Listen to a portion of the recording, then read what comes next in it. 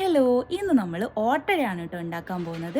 അതിനായിട്ട് 2 ഗ്ലാസ് പച്ചരി 5 മണിക്കൂറോളം സോക്ക് ചെയ്ത് വെച്ചിട്ടുണ്ടായിരുന്നു. എന്നിട്ട് നന്നായിട്ട് കഴുകി മിക്സിയുടെ ജാറിലേക്ക് ഇട്ട് കൊടുത്തു.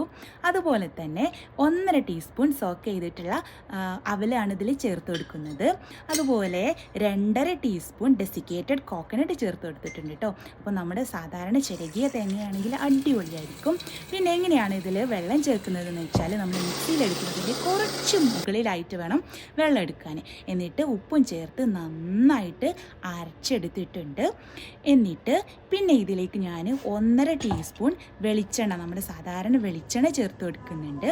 എന്നിട്ട് നന്നായിട്ട് ഇളക്കി യോജിപ്പിക്കണം. ഒരു തിക്കായിട്ടുള്ളൊരു കൺസിസ്റ്റൻസിയാണ് കേട്ടോ ഇതിനുണ്ടാവുക, ഭയങ്കര ലൂസല്ല.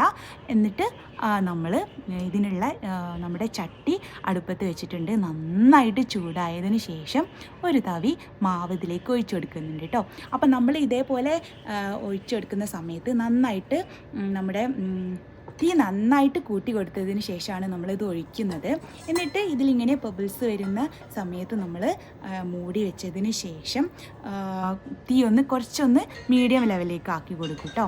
അപ്പോൾ പിന്നെ ഒന്ന് തുറന്ന് വെക്കുമ്പോൾ ഇതേപോലെ ആയിട്ടുണ്ടാവും. നല്ല അടിപൊളി ഓട്ടടയാണ് ഉണ്ടായിട്ടുള്ളത്.